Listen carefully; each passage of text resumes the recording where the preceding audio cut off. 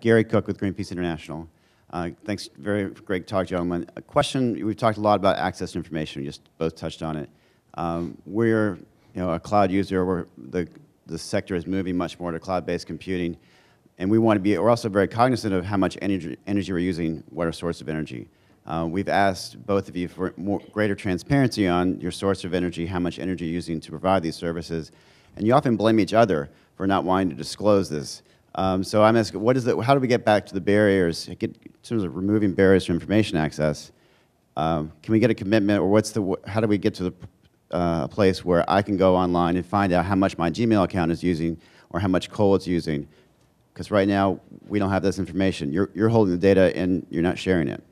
So yeah, and I'd be curious, Bill, in your response. So there's a couple dimensions. Let me try to address them at a whole level. So we release in the Carbon Disclosure Project. We're in the process of finalizing it now, but we're probably about 1.5 million tons of carbon a year as a company right now. We've gone up from about 1 million to about 1.5 million over the last few years. And in many areas like travel, we've reduced it in our offices. And Gary, we've talked about this, and I'm happy to walk through. We could actually reverse engineer how much is applicable to our data centers versus our offices versus our air travel. Now, that's sort of a macro level. So you could say, hey, Microsoft uses X hundreds of thousands of tons to power its data centers. Now, there's a second level issue, which is oftentimes we're reporting a number which is higher than the reality because of this, without getting into too much detail, this thing called grid average.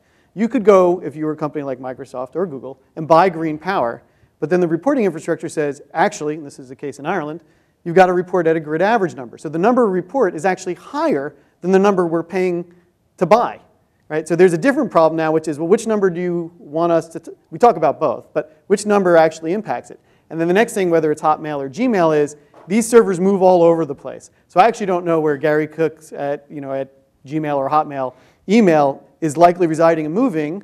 I can tell you in aggregate kind of what percentage of our energy use is for a certain given service, and you might start to get some inference, but really that level of granularity isn't actually possible today. I think the macro question is, are we driving more efficiency so that each individual email user is significantly reducing the amount of energy that's required to service them, and are we generally trying to do the right things to change the energy mix?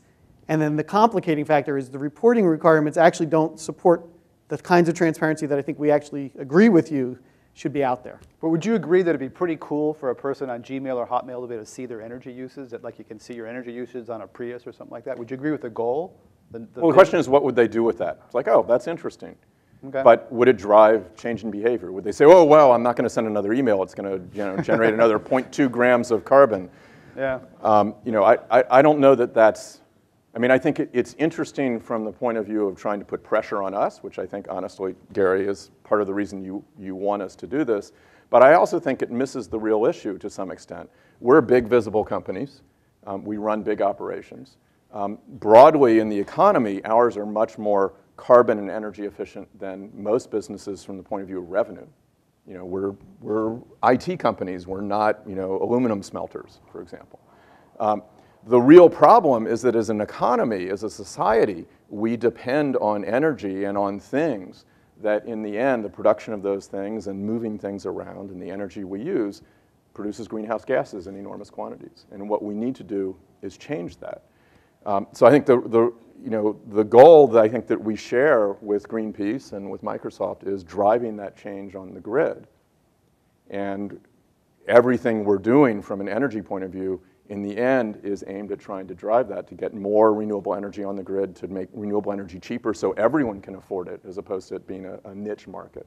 I think that in the end is the critical thing that we really need to stay focused on. Not trying to perhaps solve a very small part of the problem, namely the emissions from the IT sector, when the real problem is the economy as a whole. It's easy to focus on these data centers, but that doesn't actually address the larger problem.